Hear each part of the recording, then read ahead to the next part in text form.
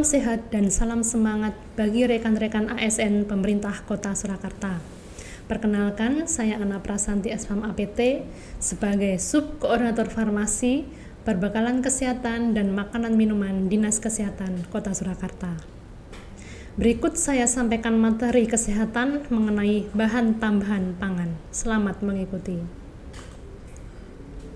Bahan tambahan pangan yang lebih dikenal dengan istilah BTP adalah bahan yang ditambahkan ke dalam pangan untuk mempengaruhi sifat atau bentuk pangan. Terdapat beberapa tujuan penggunaan BTP, antara lain: pertama, membentuk pangan; kedua, memberikan warna; yang ketiga, memperbaiki tekstur; yang keempat, meningkatkan kualitas pangan; yang kelima, meningkatkan cita rasa; keenam, meningkatkan stabilitas; serta ketujuh, mengawetkan pangan. Pada prinsip penggunaan BTP, terdapat beberapa ketentuan bahwa BTP hanya digunakan pada produk pangan jika benar-benar diperlukan secara teknologi. BTP tidak boleh digunakan untuk menyembunyikan penggunaan bahan yang tidak memenuhi persyaratan, menyembunyikan cara kerja yang bertentangan dengan cara produksi yang baik, menyembunyikan kerusakan pangan. Penggunaan BTP hanya diizinkan sesuai dengan batas maksimal yang diizinkan oleh peraturan, serta gunakan BTP yang telah memiliki nomor izin edar, baik produksi dalam negeri dengan kode MD maupun BTP impor dengan kode ML. Yang penting untuk diperhatikan agar selalu membaca takaran penggunaan dan gunakan BTP sesuai petunjuk label sediaan BTP. Berikut disajikan beberapa contoh pemanfaatan BTP yang benar. 1. Kalsium atau asam propionat digunakan sebagai pengawet pangan pada roti. 2. Pewarna tartrazin ditambahkan pada adonan kerupuk untuk memberikan warna yang lebih menarik. 3. Kalsium klorida pada makanan sayur dan buah kaleng, serta penambahan MSG dan garam pada pangan berfungsi untuk membentuk pangan menjadi lebih renyah dan enak di mulut. Yang keempat, yang kita kenal sehari-hari, yaitu penambahan asam cuka pada pembuatan acar yang bermanfaat untuk meningkatkan mutu pangan.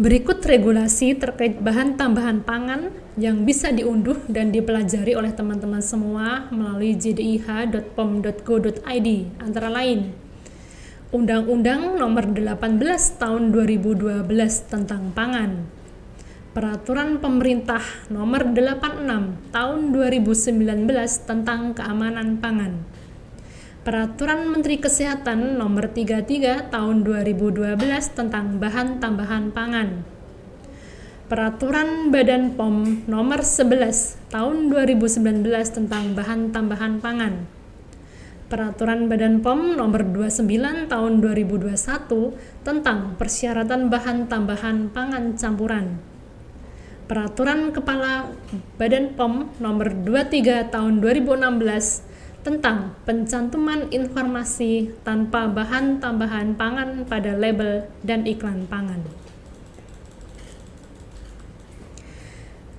Penggolongan BTP adalah pengelompokan BTP berdasarkan fungsi teknologi ketika ditambahkan pada produk pangan. Berikut disampaikan 27 golongan bahan tambahan pangan. Pertama, anti-buih atau anti-foaming agent. Yang kedua, anti-kempal atau anti-caking agent. Ketiga, antioksidan. Keempat, bahan pengkarbonasi atau carbonation agent. Kelima, garam pengemulsi atau emulsifying salt. Keenam, gas untuk kemasan atau packaging gas. Yang ketujuh, humektan. Kedelapan, pelapis atau glazing agent.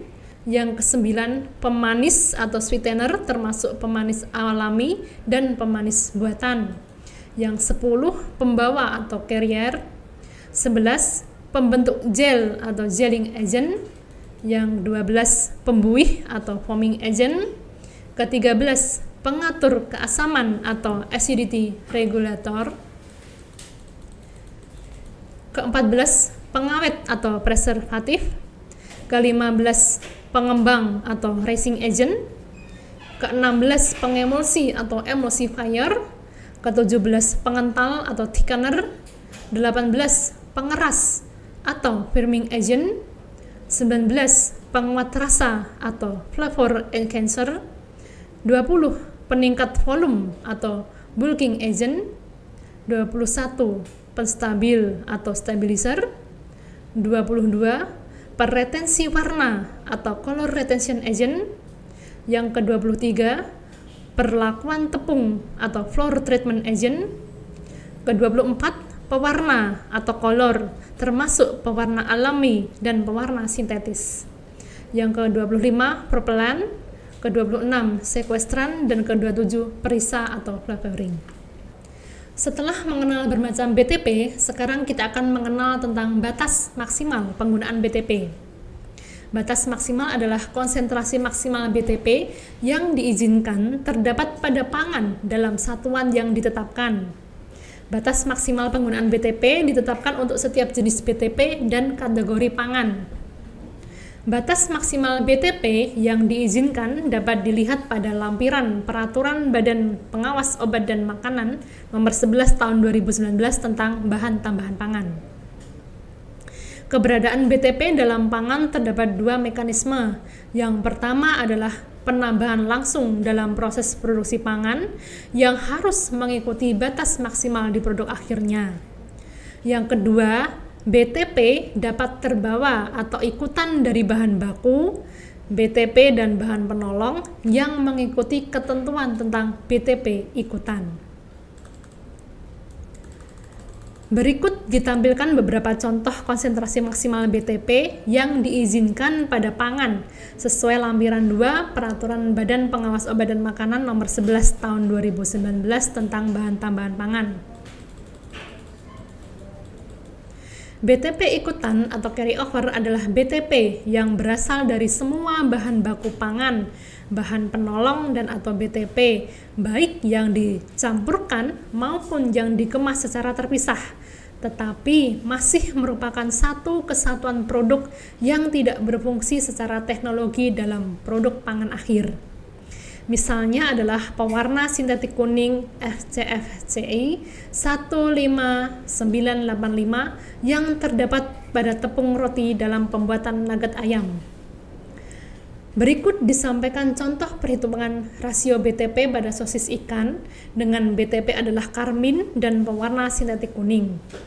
Dari lampiran 2, bahwa batas maksimal karmin adalah 500 mg per kilogram, serta pewarna sintetik kuning dengan batas maksimal adalah 15 mg per kilogram. Dari perhitungan bahwa rasio atau bagi hasil masing-masing jenis BTP tidak boleh lebih dari 1. Untuk perhitungan rasio tidak berlaku untuk jenis BTP yang memiliki batas maksimal secukupnya.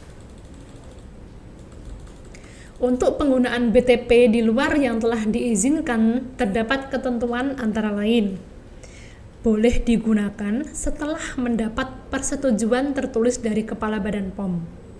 Untuk mendapatkan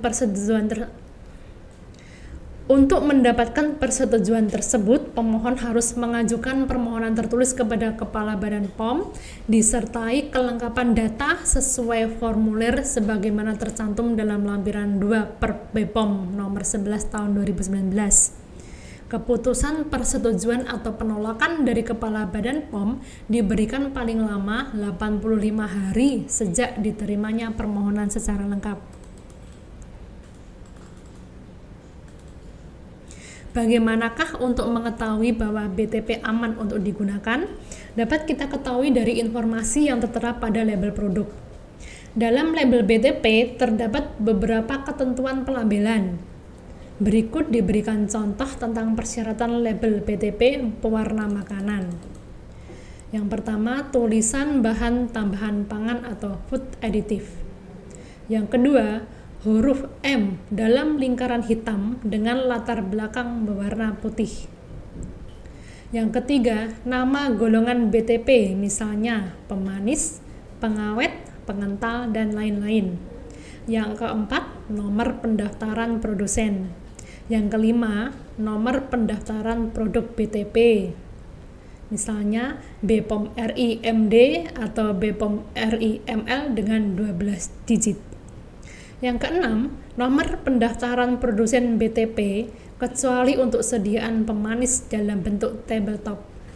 Ketujuh, takaran penggunaan dalam pangan. 8. Nama BTP, misalnya asam askorbat atau karamel atau kuning FCF. Yang 9, berat bersih atau isi neto. 10, nama dan alamat produsen. 11, kode produksi. 12, tanggal kadaluarsa. Dan 13, komposisi unit produk campuran. Tanda khusus pewarna makanan adalah huruf M di dalam lingkaran seperti yang ditunjuk pada panah label berikut. Untuk memeriksa BTP apakah sudah berizin dan lain sebagainya, Badan Pengawas Obat dan Makanan telah menyediakan aplikasi berbasis Android yang dapat diunduh melalui Play Store, yaitu Ayo Cek BTP. Dalam aplikasi ini menyediakan berbagai fitur pencarian antara lain jenis BTP, golongan BTP, kategori pangan, INS, dan jenis pangan. Badan Pengawas Obat dan Makanan juga menyediakan web untuk memudahkan masyarakat dalam pencarian informasi mengenai BTP yang dapat diakses dalam alamat yang tertera dalam tampilan berikut. Sekarang kita akan mempelajari bagaimana bahan berbahaya, yaitu bahan bukan bahan tambahan pangan yang disalahgunakan dan ditambahkan pada produk pangan. Dari hasil pengawasan Badan POM bahwa ditemukan beberapa produk makanan di kota Surakarta yang mengandung zat berbahaya. Bahan berbahaya yang sering ditemukan pada makanan antara lain formalin, boraks, dan rodamin, yaitu pewarna merah, dan metanyl yellow, pewarna kuning. Mengapa bahan-bahan tersebut dilarang ditambahkan pada produk pangan? Dikarenakan bahan-bahan tersebut terbukti merupakan bahan berbahaya yang berpengaruh terhadap kesehatan manusia. Formalin atau paraformaldehid menimbulkan kerusakan pada hati, jantung, limpa, pankreas, ginjal, otak, susunan syaraf pusat, kelainan genetika, dan kanker. Sementara boraks dapat menimbulkan gangguan pada susunan syaraf pusat, ginjal, dan hati. Pewarna non-pangan yaitu rodamin B menimbulkan gangguan fungsi ginjal, gangguan fungsi hati dan kanker hati, dan metanyl yellow menimbulkan kerusakan ginjal, kerusakan hati, kanker pada saluran kemih. Sekarang kita akan mempelajari satu persatu mengenai bahan berbahaya tersebut. Yang pertama adalah formalin. Formalin dilarang digunakan dalam pangan karena bahan ini kegunaan sebenarnya adalah sebagai pengawet mayat dan organ tubuh, disinfektan, digunakan pada tekstil, lem kayu, lapis, anti busa, industri plastik, cat, kertas, karpet, dan lain sebagainya.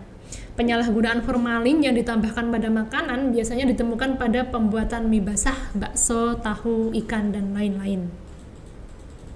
Berikut disampaikan ciri-ciri pangan yang mengandung formalin pada beberapa produk pangan.